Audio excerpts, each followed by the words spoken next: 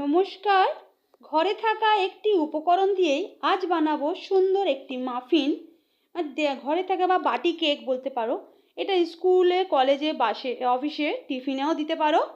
তো এই দেখো কত সুন্দর সফট স্পঞ্জি এটা কেকটা তৈরি হয়েছে। তো কিভাবে বানাবো আর কি দিয়ে বানাচ্ছি অবশ্যই পুরো ভিডিও দেখে নাও। শ্রুতিদের চ্যানেলে সকলকে স্বাগত জানিয়ে ভিডিওটা শুরু করছি।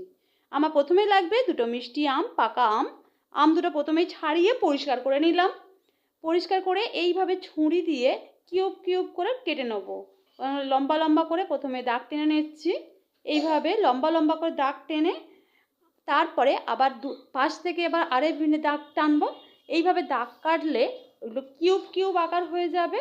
দেখে নাও কাটাটা কিভাবে কাটছি। খুব সহজ পদ্ধতিতেই এইভাবে খুব সুন্দর তৈরি হয়ে যাবে একটা ঘরে থাকা সমস্ত জিনিস দিয়েই একটা সুন্দর মাফিন কেক। তো মাফিনটা বানানো খুবই সহজ আর যেটা বাচ্চাদের খুবই ভীষণই পছন্দের একটা জিনিস। তো এইভাবে আমগুলো আটি থেকে সমস্ত গ্রেভিটা নিয়ে নিচ্ছি। এইভাবে টুকরো টুকরো করে কেটে নিলাম। দেখে নাও আর একটা আমকেও এমন টুকরো টুকরো করে কেটে নেবো। এই যে কিউব কিউব করে কেটে নিয়েছি। আমগুলো ভীষণই মিষ্টি। এবারে মিক্সচারে দিয়ে দিলাম, মিক্সি করে নিচ্ছি, ব্লেন্ড করে নিলাম। দেখো আমটা কত সুন্দর ব্লেন্ড হয়ে গেছে। আর এবারে নিয়ে নিয়েছি দুটো এলাচ আর এক বাটি চিনি। চিনির সাথেই এলাচগুলো একসাথে গুঁড়ো করে নিচ্ছি। দুটো এলাচকে ফাটিয়ে দিয়ে দিয়েছি আর এক বাটি চিনি নিয়ে নিয়েছি। চিনিটাও এবারে মিক্সিতে গুঁড়ো করে নিচ্ছি। দেখো চিনিটাও গুঁড়ো মিহি হয়ে গেছে। এইবারে কি করব দেখে নাও। চিনিটাকে পাশে রেখে দিলাম আর এদিকে আমটাও তো মিক্স হয়ে গেছে। এইবারে নিয়ে নিচ্ছি যে বাটির মাপে চিনিটা নিয়ে নিয়েছি সেই বাটির মাপ করেই আমি ময়দা নিয়ে নিচ্ছি। এই বাটির মাপ করে দু বাটি ময়দা নিয়ে নেবো আর ময়দাটাকেও ভালোভাবে চেলে নিচ্ছি। এই বাটি এক বাটি হয়েছে, আরও এক বাটি, দু বাটি ময়দা নিয়ে নিলাম। ময়দাটাকে ভালোভাবে চেলে নিচ্ছি আর এই বাটির এক বাটি একটু কম তেল নিয়ে নিয়েছি। আর আমের মধ্যেই, ওই আমের গ্রেভিটার মধ্যেই সমস্ত ময়দা, চিনি আর তেল দিয়ে নিলাম। আর নেব বেকিং পাউডার আর বেকিং সোডা। প্রথমে এটা ভালোভাবে মিক্স করে নেব। তারপরে এই যে 1 চামচ বেকিং পাউডার আর হাফ চামচ বেকিং সোডা দিয়ে ভালোভাবে এটা আবারও মিক্স করে নেব। এইভাবে হাত দিয়ে মিক্স করে নিচ্ছি। আর এটা থেকে বাটিটা ভালোভাবে ধুয়ে সামান্য একটু জল দিলাম। মানে আমার এটা টাইট মনে হচ্ছে তাই জন্য একটা জল দিলাম। তোমার যদি টাইট মনে না হয় তোমরা নাও দিতে পারো। আর তোমরা জলের জায়গায় এটাতে দুধও দিতে পারো, লিকুইড দুধ। আর নিয়েছি এখানে টুটি ফুটির বদলে নিয়েছি জেলি লজেন্স। বাচ্চাদের জেলি লজেন্স সব দোকানেই পাওয়া যায়। আর এটা নিয়েছি কিছু ফ্রুট। দেখো এটা কিশমিশের মতনই। তো এইগুলো নিয়ে নিলাম, ড্রাই ফ্রুটস কিছু। এইগুলো আমি ডেকোরেটেড করব তাই ওপর থেকে ছড়িয়ে দেবো, তার জন্য নিয়েছি।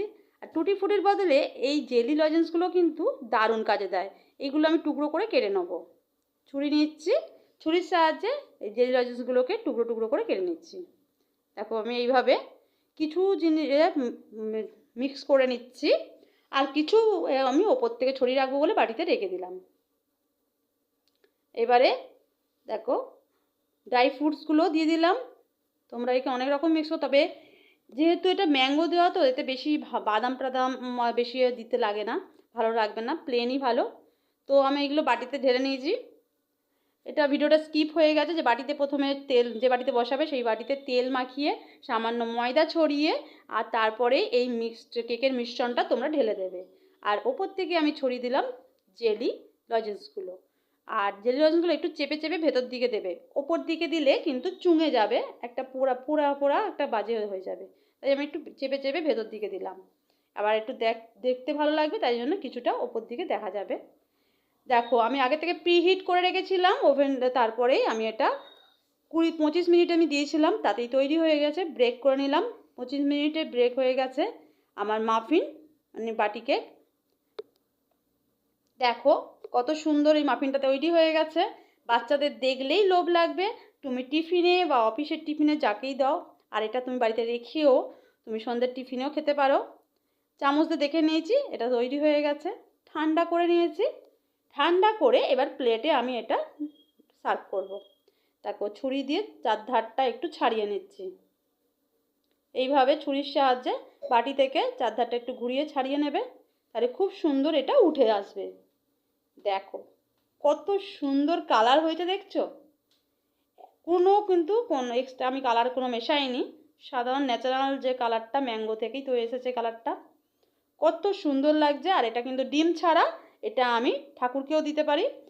আর গণেশজি স্পেশাল, গণেশের হলুদ রঙের সব কিছুই পছন্দ বেশি, তো আমি গণেশজির জন্যই স্পেশাল এই মাফিন কেক আমের তৈরি করলাম।